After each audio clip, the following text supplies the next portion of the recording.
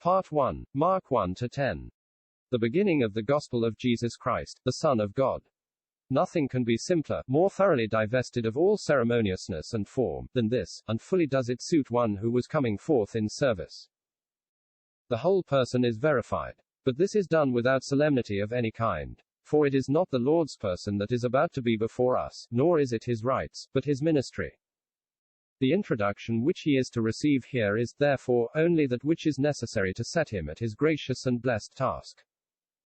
John the Baptist announces him as he who was coming to baptize, that is, coming forth in ministry. But Mark does not add, as Matthew and Luke do, whose fan is in his hand, and he will thoroughly purge his floor, because that action belongs to the Lord in his judicial, rather than his ministerial, place. And was, therefore, not within the purpose of this gospel. We then read of the Lord's own baptism at the hand of John, and then of his temptation, each of these things being a needful part of his introduction to ministry. In our Evangelists' account of the temptation there is one circumstance that is peculiar to him. He tells us, speaking of the Lord in that scene, that he was with the wild beasts. This is full of interest, and very fitting it is to put this mark of dignity, personal dignity. At once, ere the course of services began, upon the one who, however he might humble himself to the form of a servant, was none less than Jehovah, and the unspotted, stainless Son of Man. He was with the wild beasts. It was a dreary spot in itself, a wilderness. But, at this time, there was a man there who had never forfeited Eden. Jesus had man's original place in the creation of God. He was in the midst of the creatures of God's hand, as Adam had been in the days of his uprightness. In his presence the wild beasts were as though they were not wild, as they had been in Genesis chapter 2. There was no forfeiture of Eden in the person of this Son of Man. The temptation now comes, as in Genesis chapter 3, to let it be known that he will keep his first estate, as Adam did not. The serpent enters upon the scene a second time, and the temptation takes its course. We need not say how the last Adam answered the serpent. When the devil left him, angels came and ministered to him as the victorious one, angels, who had withstood the first Adam as the defeated one, keeping every way the way of the tree of life. Eden, as far as title went, was never lost to Jesus. These august witnesses, as I may call them, the beasts of the wilderness and the angels of heaven, in their several way, seal this truth to us, therefore, all which he went through, after this. In sorrow and weariness and hunger, as in a world of thorns and thistles, was in obedience to God, and in grace to sinners. It was a willing entrance into the forfeiture of all things. He exposed himself to all of it, he was liable to none of it. This is, after this manner, impressed on the person and condition of our blessed Lord, as he practically enters on his life of service. Deeply welcome it is to us, but it is quickly disposed of, and all is soon left behind. His baptism, with its attending voice from heaven and descent of the Spirit, as well as this scene in the wilderness, and the notice of John's imprisonment, all is quickly disposed of, and after 13 or 14 short verses, we find him in actual service. Rapidity or diligence marks this service at once, and that too, very advisedly, for a servant is to be known by his diligence, not slothful in business. And thus we find the word straightway, or anon, or forthwith, or immediately, so common in the first chapter. And from this onward, through these chapters, it is in service we see the Lord engage. To be passing from one action to another, and still doing good, is his way. And he is rather doing than teaching, for doing is the humbler work. We have few parables, and no lengthened discourses, as in Matthew and Luke, while several of his acts of grace and power are more detailed by Mark than by either of them, as in the case of Legion. And of the woman with the issue of blood, of the deaf man at Decapolis, and of the blind man at Bethsaida. And, in all these records, there are touches and strokes that beautifully manifest the design of the Spirit. The human tones of the mind of Christ are vivid here. Thus, in the healing of Peter's wife's mother, Mark is the only one who tells us that the Lord took her by the hand, when he was raising her up, after the fever had left her. So it is Mark only who tells us that, in like grace, the Lord took up the little children in his arms. But such actions not only express the tenderness and the grace of one who was perfect in service, they are also beautiful from their significancy. Take, for instance, this action respecting the little children, just alluded to. On this occasion, in Mark 10, it is in his arms the Lord takes the little children, on another, in Matthew chapter 18, he sets one in the midst of the disciples, or as we see it in Luke chapter 9, by himself, or at his own side. There is beautiful significance in these different actions. It was when the disciples were rebuking those who brought the children to him, that he took them up in his arms. He would fain give the place of nearest and fondest affection to those whom ignorance of him, and the mistakes of the poor, foolish heart of man, would have kept at a distance. But when the disciples were disputing among themselves who should be the greatest, he takes a little child, and either sets it in their midst, or at his own side, for whether conspicuously in the center of the group, or distinguishingly at his own right hand, he was giving the little child the place of honor, rebuking the pride of life or love of distinction which was then working among them. Beautiful, therefore, again I say, in their significance, are these different actions of the Lord touching the little children.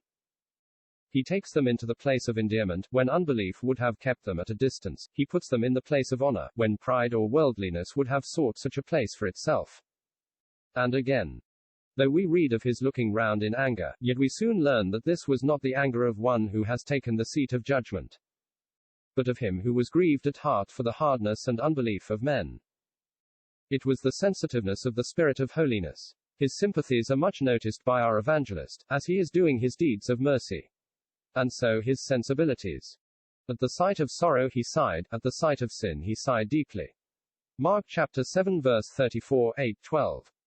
In Mark's account of the rich young ruler we read that Jesus beholding him loved him, but neither Matthew nor Luke mention this emotion of the Lord's heart.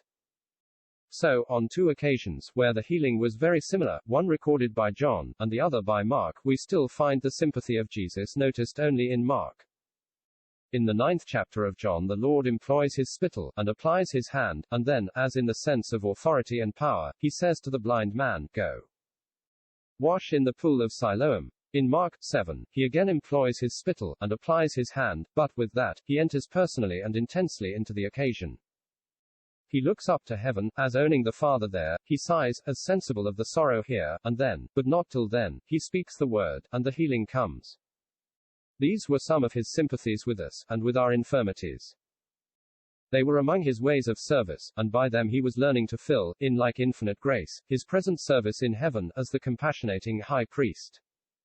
In that he himself hath suffered being tempted, he is able to succor them that are tempted. Nor is there the same authority in his way of vindicating his glory in the face of the unbelief and scorn of man, nor the same tone of severity in his rebukes, in this gospel, as in the others. The ordination of the 12 is not given so fully here as in Matthew. And it is very significant of our evangelist that he tells us that Jesus ordained the apostles, not merely that he might send them forth, as Matthew speaks, but that also they might be with him, his companions, as it were, as well as his apostles, as though he were, which truly he was, their fellow laborer in the gospel. These and such like touches and strokes may be faint, and pass notice at times, but they give character. They show Jesus as the servant, they point out the girdle wherewith he was girded. They form the ways of one who was skillful in showing kindness, and knew the art of serving others to perfection. He is beside himself, was the language of some, as recorded by Mark. And it was true, in a sense which they thought not of. He was wanting to himself in that prudence which man has learned to value, for men will praise thee, when thou doest well to thyself. Consistent with all this he is seen here rather in the valley. A self-emptied, hidden one, as becomes a servant.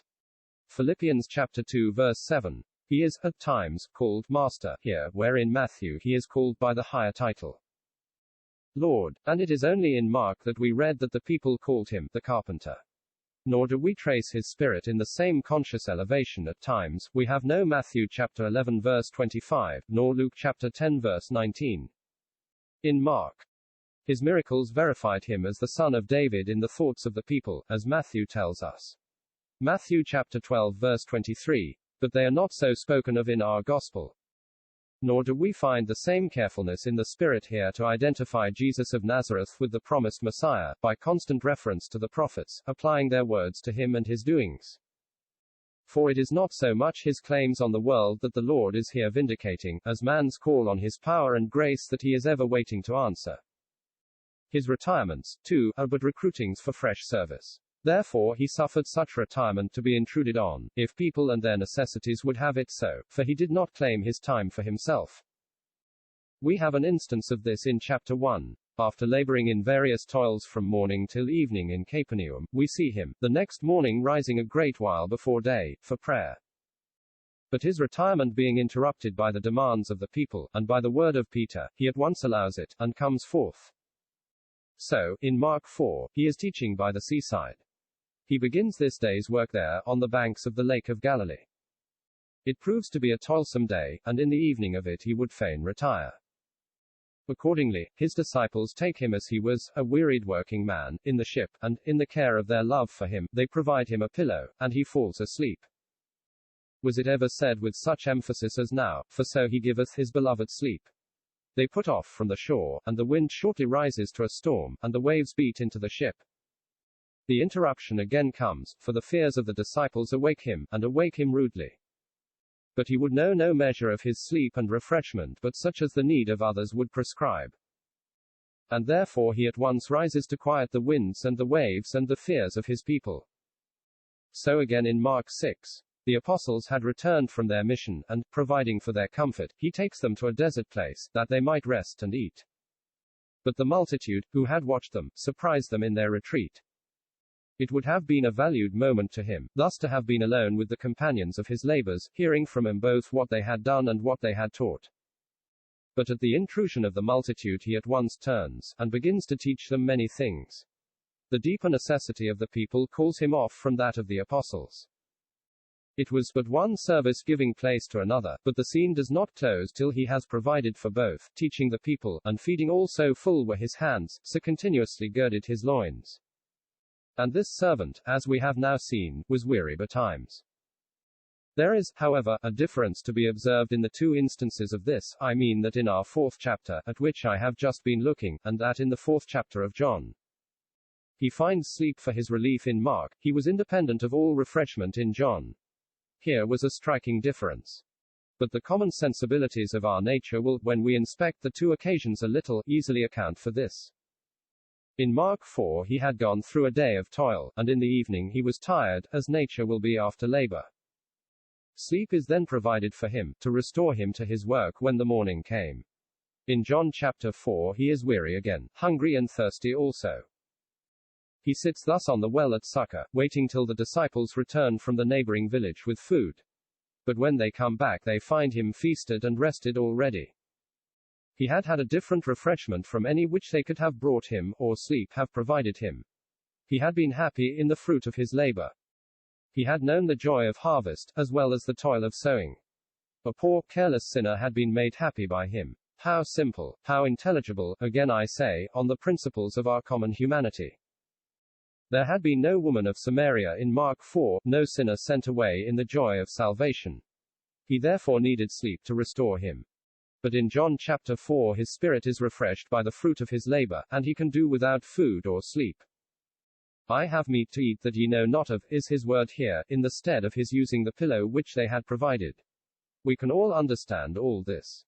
Our common human sensibilities are in the secret. But with all this nearness to us, this fellowship in these ways and experiences and sympathies of the nature he had assumed, he was still and ever a stranger in the world. He takes his distance as he shows us his intimacy. Perfect in moral glory this is. And this is seen in Mark 6, just referred to. The disciples return to him, as we saw, after a day's labor. He cares for them. He brings their weariness very near to him. He takes account of it just as it is, and provides for it at once, saying to them, Come ye yourselves apart into a desert place, and rest a while. But the multitude following him. He turns with the same readiness to them, taking knowledge of them as sheep not having a shepherd, and he begins to teach them. In all this we see him near, for some human need or another had demanded him. But the disciples, resenting his attention to the multitude, and moving him to send them away, he lets them learn how distant he was, in the spirit of his mind, from them. He acts altogether contrary to their suggestion, and, at last, tells them to get alone into the boat, while he sent the multitude away. The need of men shall bring him near, the spirit of man shall keep him distant. But again, when the disciples in the boat get into fresh trouble, then is he again at their side to succor and deliver them. How consistent in the combinations of holiness and grace all this is. His holiness ever kept him apart in such a polluted, selfish world. His grace ever kept him at hand and active in such a needy world. And these were shinings of that full moral glory that was in him. Surely, we may say, his life was a lamp in the sanctuary of God, which needed no golden tongues or snuff dishes. No dimness ever soiled it. The Lord meets the same hindrances and contradictions here, in Mark, as he met with in the other Gospels. Pharisees and scribes resent him, and challenge him, and watch to ensnare him. The fickleness of the multitude is the same, and the slow-heartedness and unbelief of his disciples. But onward he passes from one service to another, doing good, being his purpose and his business. Here, however, I would turn aside for a little, and observe that in the midst of all his services and humiliations, whether we find them here or in the other Gospels, personal divine glory will at times brightly shine out. For this serving man is Jehovah. In the form of a servant, obedient to the deepest, most perfect point of self-emptying, yet was he in the form of God, and thought it not robbery to be equal with God. He deals with leprosy as the Jehovah of Israel alone could deal with it. He feeds the thousands of his people as Jehovah of old had fed them. The elements bowed to his word. Devils trembled at the majesty of his presence, and men felt it at times. He imparted the power to work miracles, to heal the sick, to cleanse the lepers, to raise the dead, to cast out devils, and, as another has said, while any man, if empowered by God, may work a wonder, none but God can impart the power to do so. Elijah's mantle fell on Elisha, but, in using it, Elisha says, "Where is the Lord God of Elijah?" But it was in his name, the name of Jesus, that the disciples whom he had sent cast out devils. They used in his name the power that he had imparted to them. The 70 returned again with joy, saying, "Lord, even the devils are subject unto us through thy name." What were all these but tokens of a hidden glory that was divine? He may hide that glory which was his, and hide it deeply under thick veils of humiliation and weakness and service, but it was his, and it can assert itself. And let me say, though he hide it himself, yet if unbelief obscure or mistake it, he gives no place to unbelief in such wise. He may rest for the present under the scorn and rejection of men, but he leaves not the slow-heartedness of his saints unanswered. Martha said, "I know that, whatsoever thou wilt ask of God, God will give it thee, and again. I know that he shall rise again, at the last day." But the Lord gives no place to all this. He rebukes such thoughts, clouding his glory as they do. "I am the resurrection and the life," he says, "he that believeth in me, though he were dead, yet shall he live, and whosoever liveth and believeth in me shall never die." And he adds, as with intense meaning addressing himself to Martha's condition, "Believest thou this?" It was neither God giving an answer to the asking of Jesus, nor was it the virtue of the last day. That he could allow the mind of Martha to rest in, he must have her, in thought and faith, reach him in his place of full, personal glory. "Have I been so long time with you, and yet hast thou not known me?" Philip is of the same spirit. And deeply welcome to faith all this is. It sees the veil, and approves it for the present, but it will not, it dare not, it cannot, be careless about the glory that is under it. This, however, only for a moment by the way, lest we might be less mindful of who he is that is thus in service before us. And now, to return to our own gospel, I may further observe, that there is an unobtrusiveness in the midst of these activities that further adorns or perfects the character of this blessed servant of God. At Decapolis he takes the poor deaf man aside, and when he has got him by himself he opens his ear, charging him to say nothing about it. Mark 7. In the borders of Tyre and Sidon, though the necessities of sinners may discover him there, as everywhere else, yet he would have no man know it. Mark tells us this. But Matthew passes over the same occasion without an allusion to it. And again, at Bethsaida, he takes a blind man by the hand, and leads him out of the town, and there in secret gives him sight, and sending him away, healed as he was, charges him not to go into the town, neither to tell it to any in the town. Mark 8. For though, as the witness of God, he had to be aggressive, and thus to encounter the hatred of the world, as we read in John chapter 7 verse 7, yet, as the servant of God, here in Mark, he was, after the manner we have now seen, hiding himself, as far as his service admitted it.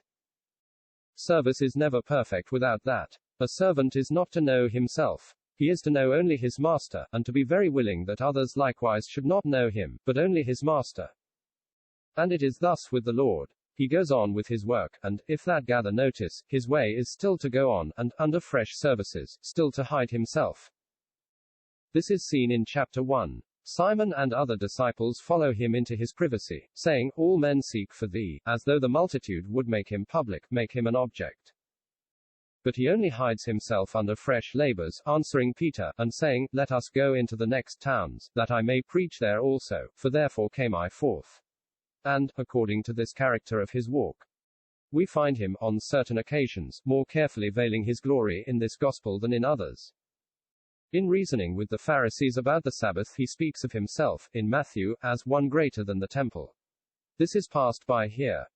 And on the same occasion, both in Matthew and Luke, his lordship of the Sabbath is pleaded in a style of conscious authority. But here it is grounded simply on this, that the Sabbath was made for man, and not man for the Sabbath. So, though, in this gospel, we have the vision on the Holy Mount, still there is something even there of this veiling of himself. This was the one ray of the heavenly glory that illumined the dreary path of this rejected Son of Man on earth. His spirit, it is true, was ever in the light of his Father's countenance during these years of service through the cities and villages of the land, but his circumstances among men were lonely and uncheered. But this scene of the Transfiguration was a visitation of the glory that crossed his path for a moment, and it was full of the kingdom of heaven. But our evangelist has some notice of it which is peculiar to him. He tells us that, on the Lord's coming down from the hill, all the people, when they beheld him, were greatly amazed, and running to him saluted him. I suppose that, in some measure, the glory was still lingering about him, as Moses' face shone when he got down to the foot of Mount Sinai, and stood among the people again. This might have brought the Lord into a place of honor and notice, but it only shows him forth in the more perfect form of a servant, who would empty himself, or make himself of no reputation. The robe is speedily put off, and the girdle is speedily put on. The Lord turns from the salutation of the multitude to the sorrow of the poor dumb child, whose father had brought him with a cry for mercy, so perfect was he in the spirit of service, that neither the glory at the top of the mount, nor the salutations at the foot of it, could weaken or interrupt it. It is the kingdom in power which is seen in the Transfiguration, its heavenly department being principal. And so, on the same occasion, it is when he sees the crowd running together, as to a sight, that he at once heals the poor child, avoiding, all he can, the publicity of the miracle. And when the child is healed, he takes him by the hand, and lifts him up. All this is peculiar to Mark. I have already observed that, in this gospel, the Lord is more the doer than the teacher. There is, however, one piece of teaching, one parable, which is found only here. I mean the parable of the seed that grew secretly, in Mark 4. It occupies the same place in Mark that the parable of the wheat and the tares does in Matthew, each of these in its several gospel, following the parable of the sower. Now in this, small as it is, the character of Mark's gospel is still preserved. The parable of the wheat and the tares gives us a sight of the Lord in the place of authority, for he has both servants and angels at command, and he orders the harvest as he pleases. The parable of the seed that grew secretly, on the contrary, exhibits him in the place of service, and not of authority, for it is he himself who, at the first, is the sower, and, at the end, the reaper. This is full of character. What at first might seem to be an exception to the general bearing of the gospel, which does not, as we said, present our Lord so much as a teacher, is found to be in perfect keeping with it, thus introducing one witness of its unities, or its divine consistency with itself, of a very interesting kind. And now, in closing this portion of our gospel, and leaving our Lord in these scenes of his service, let me notice here, what indeed I have already noticed in another place, that he never claimed the person whom he healed. This is to be seen alike in all the evangelists, but it is a very striking and beautiful feature in his ministry. He never made a claim for himself to the one that he had healed, as though the blessing he had conferred should create a title in his own favor. It is to one, "Go in peace," to another, "Go thy way," to another, "Take up thy bed, and walk," to another, "Go into thine house," all words of like spirit. He would not let the poor Gadarene be with him, though he sought it. Jairus' daughter he left in the bosom of her family. The child whom he healed at the foot of the Holy Mount he delivered to his father. The widow of Nain's son, whom he restored to life, he delivered to his mother. He claims nothing on the ground of what he did in the way of service. Grace, I may say, would not so dishonor itself. Its nature is to give, and not to receive, to impart to others, and not to enrich itself. The time for healing must not be the time for demanding. The spirit of Elisha resented the thought of receiving money, and garments, and sheep, and oxen, after he had been cleansing a leper. And the spirit of the prophet was but the faint breathing of the spirit of the Son. Jesus did good, and lent, hoping for nothing again. Grace would have been wanting in one of its finest expressions had it been otherwise, but we know that he came in order that in him and his ways it might shine, full of the exceeding riches and glory that belong to it. He found servants in this world, it is true, but they were the fruit of his call, and of the energy of his spirit, the fruit, too, of affections kindled in hearts constrained by his love. He called Levi, and Levi followed, Andrew and Simon, likewise, and James and John, and they followed. But he did not heal them, and then claim them. Mary clung to him with fervent, grateful love, for he had cast out 7 devils from her. But he had not claimed her. The love of a kindled heart constrained her, but that was quite another thing. I know not that we can sufficiently admire this. It has great excellency in it. And the first duty of faith, as well as its highest privilege and sublimest acting, is to stand before him and his ways, adoring. We should charge our hearts to know this secret. Instead of painfully inquiring of ourselves whether we are making suited returns to the saving, life-giving grace of the Son of God, we should awake to the enjoyment of him in his exercises of this grace. Our first business with the light that shines in him is to learn from it what he is, calmly, thankfully, joyfully learn that, and not begin by anxiously measuring ourselves by it, or seeking to imitate it.